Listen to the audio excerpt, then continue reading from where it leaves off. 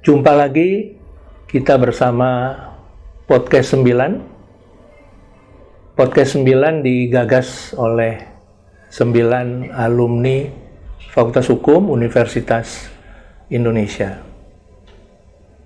Podcast 9 mengangkat, menginformasikan, mendiskusikan, membahas, dan juga mencari solusi atas berbagai permasalahan hukum dan demokrasi, dan tentu dilakukan dengan terbuka, berimbang, dan juga dengan narasumber yang kredibel dan aktual.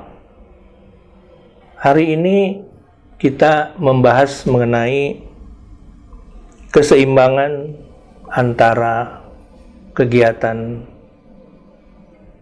penambangan dengan lingkungan yang cukup aktual pada saat ini, khususnya pertambangan di laut dan di lepas pantai. Telah hadir sebagai narasumber pada pagi menjelang siang hari ini adalah Bapak Insinyur Edi Nugroho Santoso. Beliau adalah Direktur Pengendalian Kerusakan Lahan pada Direktorat Jenderal Pengendalian Pencemaran dan Kerusakan Lingkungan, Kementerian Lingkungan Hidup dan Kehutanan. Beliau di Kementerian Lingkungan Hidup dan Kehutanan sudah sejak 1995 dan sudah menangani berbagai macam pengendalian kerusakan lahan. Hari ini kita akan berdiskusi dengan beliau. Selamat pagi. Selamat pagi Pak Frans. Pak Edi, Pak Nugroho Santoso. Terima kasih atas waktunya. Ya Pak. Apa kabar Pak? Alhamdulillah sehat Pak. Baik-baik Pak ya. Baik, dan saya kira beliau cukup memiliki informasi, juga pengalaman dan pengetahuan mengenai masalah lingkungan. Kalau kita bicara mengenai pertambangan di laut atau di lepas pantai gitu ya Pak Edi ya. Jadi memang tampaknya ada banyak persoalan yang terkait. Ya, dalam arti di satu sisi pemerintah juga memiliki kepentingan dalam arti untuk mengeksploitasi gitu ya, jadi sumber daya alam yang ada. Namun juga di satu sisi banyak faktor-faktor lain yang semestinya memang menjadi pertimbangan dan perhatian. Apakah itu biota laut, apakah itu juga menyangkut pariwisata, ya, atau mungkin juga nelayan-nelayan kecil yang ada di sekitar, ya. Nah, beberapa waktu lalu memang dari Podcast 9 ini melakukan beberapa peninjauan ke lokasi dan juga mengambil beberapa data dan dokumen, dan memang menunjukkan adanya secara kasat mata tercemarnya terutama pantai. Ya, kalau di laut, tengah laut kita tidak melihat, tapi kita melihat yang ada di pantai, dan itu cukup keruh airnya, karena pastinya pengaruh pengerukan itu sangat besar ya. Nah, sehingga ini juga menjadi satu keluhan di masyarakat. Nah, oleh karena itu kami juga merasa ini menjadi bagian dari peran Podcast 9 untuk bagaimana mengangkat permasalahan ini untuk bisa paling tidak ya mendapatkan solusi dan mengetahui posisi dari pihak-pihak yang terkait. Nah, untuk itu kira-kira bagaimana mungkin secara umum mungkin pandangan Pak Edi terhadap permasalahan yang kita bahas saat ini? Baik Pak Frans, memang terkait dengan pertambangan, kalau kita lihat ini mau lebih khusus ke pertambangan yang ada di pantai maupun di laut gitu ya, apalagi sebetulnya di Bangka Belitung ya. Bangka Belitung itu kalau dari sisi konsesi gitu ya, konsesi pertambangan itu ada sekitar 870.000 itu di darat maupun di laut.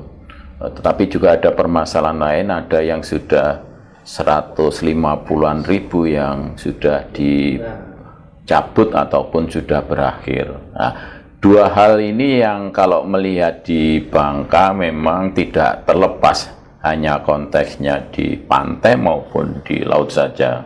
Ternyata juga ada hubungannya dengan di darat. Kalau tadi Bapak menyampaikan di pantai itu terlihat keruh gitu ya, maka ada dua hal memang yang perlu kita lihat gitu, selain yang ada di laut tapi juga di darat.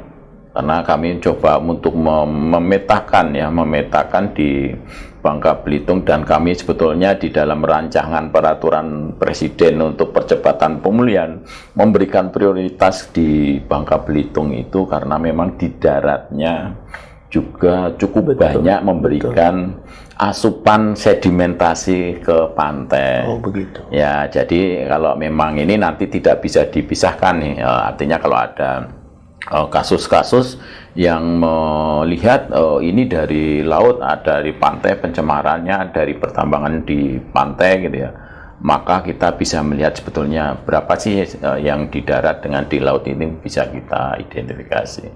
Kurang lebih seperti itu, sehingga memang kami mencoba untuk bagaimana mengawasi, melakukan pembinaan untuk yang berizin.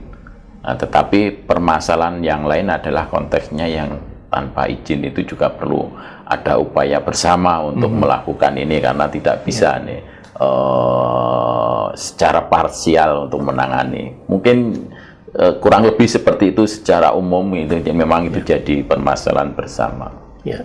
Nah, sepengetahuan kami kan memang yang khusus di Kabupaten Bangka, di Pangkal Pinang ini, itu izin yang diberikan oleh salah satu perusahaan, ya, yang kemudian di dalam wilayah operasinya kelihatannya juga banyak mungkin apakah itu masyarakat, apakah itu ada gerombolan-gerombolan gitu ya, yang sesuai informasi dari perusahaan ini bahwa itu bukan tanggung jawab mereka gitu. Nah, yang menjadi pertanyaan adalah tentu mereka memiliki tanggung jawab terhadap areal konsesi yang mereka miliki. Nah, jadi ini juga seharusnya juga bisa menjadi satu hal yang mereka lakukan seperti itu, Pak. Gimana Bapak melihat ini? Ya, saya termasuk yang menganut itu tadi, bahwa mereka diberikan konsesi untuk bertanggung jawab terhadap konsesi tersebut, walaupun ada klausul ya. Jadi tidak serta-merta satu konsesi kemudian perusahaan itu bisa melakukan penambangan gitu ya. Betul. Terutama yang di darat. Kalau di laut kan tidak ada kepemilikan ya. Kalau di darat itu kepemilikannya banyak.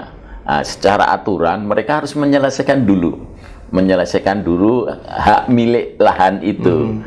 Walaupun kemudian mereka belum menyelesaikan itu, tetapi kemudian di situ ada penambangan yang tanpa izin, tetap kami memberlakukannya, mereka harus tanggung jawab. Tapi dalam konteks tanggung jawabnya itu bukan konteksnya tanggung jawab yang pidana ya. Mereka tidak bisa kemudian dipidanakan karena konsesinya masuk seperti itu, tapi tanggung jawab dalam konteksnya kalau di lingkungan hidup itu harus mereka mengelola lingkungannya. Jadi itu. Kemudian yang di laut memang akhirnya apa namanya, karena tidak ada kepemilikan, maka sebetulnya bagaimana sebetulnya menjaga wilayah ini mungkin bisa bisa kerjasama. Khusus kalau untuk yang di Bangka Belitung itu sebetulnya Kementerian SDM itu menerapkan ada mekanisme kemitraan ya. Jadi masyarakat itu bisa bermitra gitu. Nah, cuman permasalahannya ada di harga nih. Biasanya ya. Jadi kalau saya Pak, ya. jadi kalau saya ilegal gitu menjual mungkin akan lebih tinggi dibanding kalau saya menyampaikan ke perusahaan yang menjadi mitra. Itu yang perlu dijembatani sebetulnya oleh pemerintah ya. Jadi ini ada aspek lain sebetulnya Pak ya. Jadi kalau kita tanya ke perusahaan yang sebetulnya memiliki izin di situ gitu ya. Tapi mereka tidak merasa bekerja sama. Tidak merasa juga ada satu kemitraan gitu.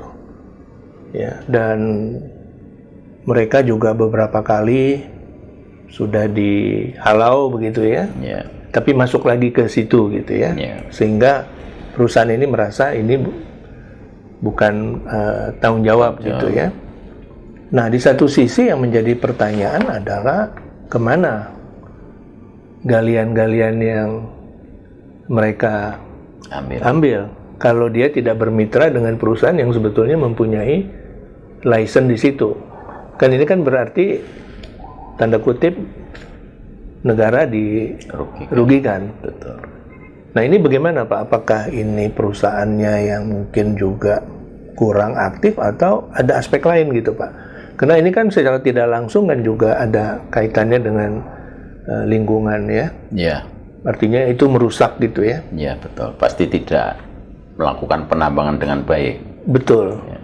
Jadi kalau kami melihat memang sebetulnya kami mau masuk ke arah itu ya. Jadi beberapa perusahaan memang kemudian menyampaikan surat kepada KLHK untuk membantu konteksnya tadi karena ada penambangan tanpa izin. Sudah ada juga Pak ya?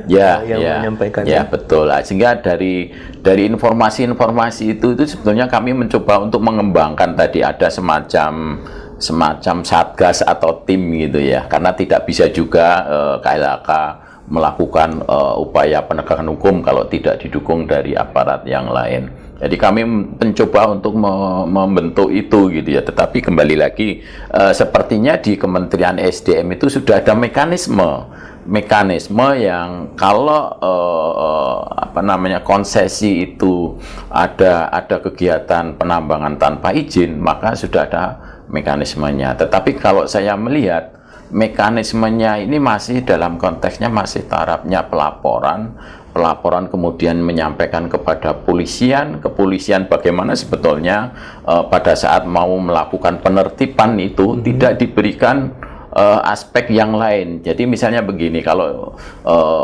yang di luar konsesi ya, mungkin harusnya penertiban tapi kemudian ada semacam ditindaklanjuti dengan rencana bagaimana pemulihan di situ yang mengembangkan aspek alternatif ekonomi masyarakat di situ. Sehingga masyarakat yang menjaga di situ, kalau sudah memang di situ dikembangkan ekonomi masyarakatnya, mereka akan menjaga tidak dirusak, karena akan merusak ekonominya. Nah, kemudian itu tadi, kalau ternyata itu ada di konsesi, kami juga sudah ada contoh misalnya, tapi ini yang di darat gitu ya. Jadi para penambang tanpa izin tadi, itu diajak diskusi, kemudian ada yang bisa masuk menjadi tenaga kerja di perusahaan itu, ada yang kemudian ada kegiatan misalnya CSR-nya diarahkan ke itu, ternyata bisa. Yang tadinya penambang emas itu ribuan, dengan model yang seperti itu penertiban, tapi kemudian diikuti dengan solusi untuk ekonomi alternatif masyarakat. Kecuali kalau di belakang itu ada pembesar atau apa gitu ya, itu memang agak kesulitan di situ. Tapi kalau memang itu dilakukan itu oleh masyarakat di sekitar, itu solusinya seperti itu dan itu sudah dilakukan dan berhasil.